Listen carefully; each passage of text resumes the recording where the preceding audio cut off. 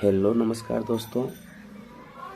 तो आज हमारी क्लास 10th की 1.1 प्रश्न वाली, जो कि पहले 1.2 प्रश्न वाली थी, अब इसमें सिलेबस कम होने के बाद में ये 1.1 प्रश्न वाली बन चुकी है। तो इसमें देखते हैं हम, एक तो अभाज्य संख्या के गुणनखंड करने हैं और एक एलसीएम और एक एचसीएफ होता है। तो अभाज्य संख्या हम जानते हैं, अभाज्य संख्या किसे कहते हैं। तो अभाज्य संख्या वो होती है जिसमें स्वयं और एक के अलावा किसी भी संख्या का भाग नहीं जाता, उसे कहते हैं हम अभाज्य संख्या। और एलसीएम का मतलब होता है वह छोटी से छोटी संख्या जो दी गई संख्या से विभाजित होती है। और एचसीएफ का मतलब होता है वह बड़ी से बड़ी संख्या जो दी गई संख्या को विभाजित करे, उसे हम एचसीएफ कहते हैं। तो चलो आज का हम सवाल स्टार्ट करते हैं। तो हमारा पहला सवाल है 140 के गुणनखंड। तो 140 के गुणनखंड हमें करने हैं, तो इसे अभाज्य संख्या से करने हैं। फर्स्ट सवाल, तो अभाज्य गुणनखंड करने के लिए दो का, सबसे पहले हम 2 का भाग देते हैं। तो 2 का 140 में कितनी बार भाग जाता है? 70 बार, सभी को पता है। फिर 70 में 2 का भाग देंगे, 70 में फिर से 2 का भाग देंगे, तो 70 में 2 का भाग कितनी बार गया? 35 बार। अब हम देखते हैं कि 35 में 2 का तो भाग जाएगा नहीं, तो हम इसमें कितने के देंगे? 3 का। तो 5 3 8 होते हैं और 8 3 के पहाड़े में आते नहीं, इसलिए इसमें 3 का भाग भी नहीं जाएगा। तो हम इसके बाद देखते हैं अगली नेक्स्ट अभाज्य संख्या, जो कि हमारी 5 है। तो हमें पता है 35 में 5 से भाग विभाजित हो जाएगी। तो 35 5 से कितनी बार विभाजित होगी? 7 बार। और 7 का हमें पता है 7 कितनी बार विभाजित होगा? 1 बार। यानी कि हम लिख सकते हैं 140 के गुणनखंड 2 × 2 × 5 × 7, या हम लिख सकते हैं 2 बार आया है हमारे इसमें, तो 2 की पावर हम 2 भी रख सकते हैं, यानी कि 2 की पावर 2 और 5 × 7 हमारी 140 के गुणनखंड हो चुके। अब हमारी अगली संख्या है 156। तो 156 के हमें अभाज्य गुणनखंड करने। तो 156 में हम देखते हैं कि कितने का भाग दे। तो सबसे पहले हमें किसी भी संख्या का भाग नहीं देना, सबसे छोटी अभाज्य संख्या यानी कि 2 का भाग देना है। तो 2 का भाग इकाई अंक 6 है, इसका मतलब 2 का भाग चला जाएगा। तो 2 से भाग दे 156 को, तो कितनी बार जाएगा? 78 बार, यानी कि 78 बार भाग चला गया। फिर 78 में देंगे 2 का, तो 78 में 2 का भाग कितनी बार जाएगा? 2 से फिर देते हैं, तो कितनी बार गया? 39 बार। 7 में 3 बार और बचे 18 में 9 बार। अब हम देखते हैं 2 का तो जाएगा नहीं, तो 3 का भाग देंगे। तो 3 का भाग 39 में कितनी बार गया? 3 बार, 13 बार। और 13 तो खुद ही एक अभाज्य संख्या है, 13 में 13 का ही भाग जाएगा, वो भी 1 बार।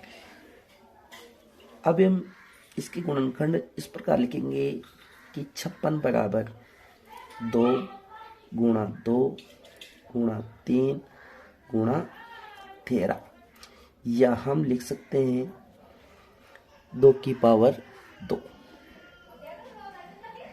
× 3 × 13। फिर हम लिखेंगे अगला नेक्स्ट सवाल 3825। 3825। तो सबसे पहले इस संख्या में 3000 जो 825 है, इसमें हम 2 का भाग देंगे। तो इकाई अंक में 5 है, इसका मतलब 2 का तो जाएगा नहीं। हम 3 से देखते हैं, तो 8 2 10, 10 और 3 13, 13 5 18, यानी कि 3 से विभाजित होगा। तो 3 से देते हैं, तो 2 से कितने बार, सॉरी 3 से कितनी बार गया, 3 एक की 3 और 3 दूनी 6, 22 हो गए। तो 7 बार कितने बचे, 1 और 5 15, 15 में कितनी बार गया, 5 बार। फिर देखते हैं 3 का जाएगा कि नहीं जाएगा। तो 7 और 2 9 और 1 10 और 5 15, 3 का भाग चला जाएगा। तो 3 का 12 में कितनी बार गए, 4 बार, और इसमें 2 बार, और इसमें 5 बार। फिर हम अगर देखें तो 7 और 4 11 होते हैं, तो 11 में 2 का भाग नहीं जाएगा। तो इसके बाद में हम 5 से देखते हैं, तो 5 का जा रहा है, तो कितनी बार गया, 8, 42 में 8 बार, 2 बचे 25 हो गए, 25 में कितनी बार गया, 5 का 5 बार। फिर से 5 का देंगे, इकाई अंक 5 इसलिए, तो 8 में तो कितनी बार गया, 1, और कितने बजे 3, 35 हो गए, 35 में कितनी बार जाएगा, 5 का भाग 7 बार। तो कितना आ गया हमारे पास, 17, और 17 हम जानते हैं कि खुद ही एक अभाज्य संख्या है, इसलिए 17 में तो 17 का ही भाग जाएगा। तो 17 में 17 का कितनी बार भाग गया, 1 बार। यानी हम लिख सकते हैं 3825 के गुणनखंड लिख सकते हैं 3 × 3 × 5 × 5 × 17।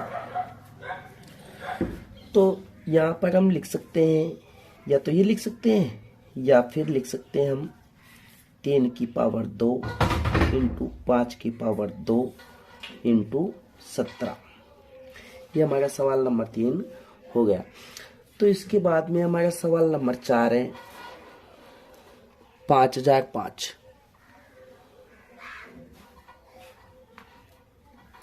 5005 के हमें गुणनखंड करने, तो इसमें देखते हैं हम, तो देखें तो 5005 जो संख्या है इसमें कितने का जाएगा। तो सबसे पहले तो हम 2 का देख के देखते हैं, तो 2 का तो इसमें जाएगा नहीं। उसके बाद 3 से देखते हैं, तो 5 5 10 होते हैं, 10 3 के पहाड़ी में आते नहीं, इसलिए 3 का भी नहीं जाएगा। इसके बाद हम देखते हैं 5 से, तो 5 से देखने पर 5 का 5 में 1 बार, 0 में 0 बार, और फिर 0 में 0 बार, और 5 में 1 बार। अब फिर देखते हैं 5 से, तो 5 से तो जाएगा नहीं, इसलिए अगली संख्या देखते हैं हम 7। तो 7 में देखो 1001 है, तो 7 का नियम ये कहता है कि इकाई अंक को 2 से गुणा कर बाकी संख्या से घटाने पर अगर शेष संख्या में 7 का भाग चला जाए तो पूरी संख्या 7 से विभाजित होगी। अगर हम 1 को 2 से गुणा करते हैं तो 2 होते हैं, और बची संख्या कितनी, 100। अगर 100 में से हम 2 माइनस कर दें तो कितना आता है, 98।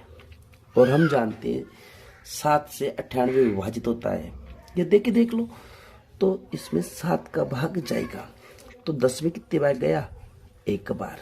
कितना बचा, 3, और 7 चौके 28, कितना बचा, 2, 21 हो गए। तो 7 तिया 21। फिर अगर हम देखें 143 में 7 का जाता है कि नहीं जाता, तो हम देखते हैं इकाई अंक को 2 से गुणा कर 6 हो गए, और 14 में से 6 जाने पर 8 बचते हैं, इसका मतलब 7 का तो भाग जाएगा नहीं। तो फिर इसके बाद में हम देखते हैं अगली जो अभाज्य संख्या है हमारी 11। तो 11 से देखते हैं, तो 11 का नियम ये कहता है कि विषम संख्या के अंकों का जो योग है उसमें से माइनस कर दो सम संख्या के अंकों का योग का, और अगर हमारे पास में 0 या 11 का कोई भी गुणज प्राप्त हो तो उसमें 11 का भाग जाएगा, अन्यथा नहीं। तो हम देखते हैं विषम, यहाँ पे 3 और 1 विषम है, 4 और 4 में से 4 जाने पर कितना बच्चा, शेषफल 0। इसका मतलब 11 से विभाजित हो जाएगी संख्या। तो 11 का 14 में कितनी बार गया, 1 बार। कितना बचा, 3, 33 हो गए। 33 में 11 का कितनी बार गया, 13 बार। तो 13 तो खुद जानते हैं हम एक अभाज्य संख्या है, तो तेरह में तेरह कितनी बार जाएगा, एक बार, यानी कि 5000 जो 5 है उसके गुणनखंड हम लिख सकते हैं 5 × 7 × 11 × 13। अब इस पे किसी के ऊपर पावर तो लगेगी नहीं, क्योंकि कोई भी अंक की 7429 इसके गुणनखंड करने। सवाल नंबर 5।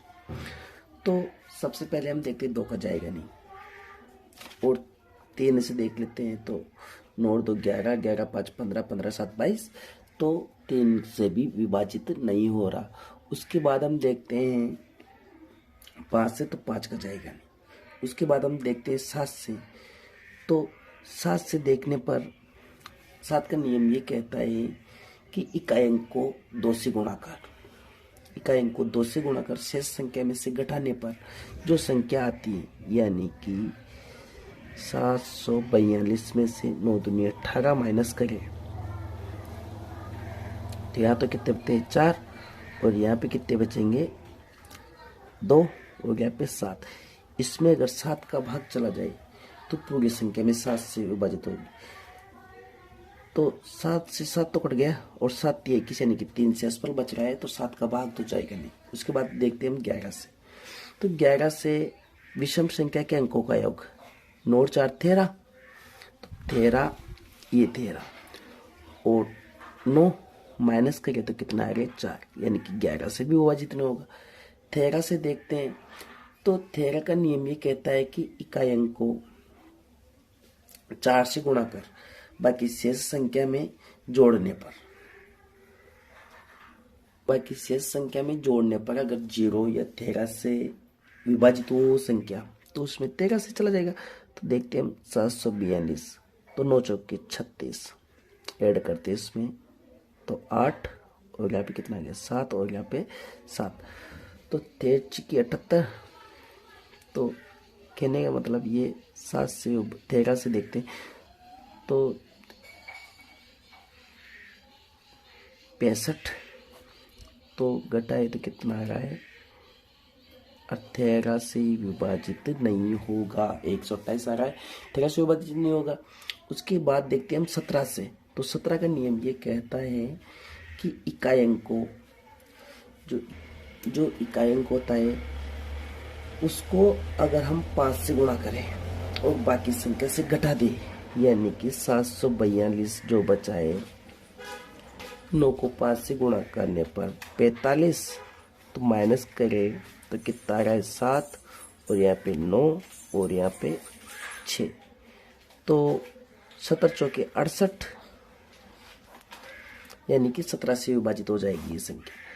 तो हम 17 से देखें तो कितनी बार गया 4 बार, 17 चौके 68, 6 बच के 62 हो गए, 70 3 51।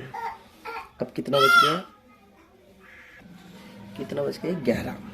अब 11 और 9 तो 119 हो जाते हैं, तो 70 7 थे 119, यानी कि तो 17 का अब जाएगा तो नहीं, देखते हैं एक बार। तो 17 का इसमें नहीं जाएगा। तो 19 का नियम ये कहता है कि इकाई अंक को 2 से गुणा कर शेष संख्या में से घटाने पर अगर आता है तो 7 दूनी 14, अगर 14 को इसमें जोड़ते हैं, यानी कि 19 का नियम ये कहता है कि इकाई अंक को 2 से गुणा कर शेष संख्या में जोड़ने पर 0 या 19 का कोई भी गुण जाता है तो उसमें 19 से वो संख्या विभाजित हो जाएगी। तो यहाँ पे कितना आ गया, तो गुणित 57, यानी कि 19 से विभाजित होगी,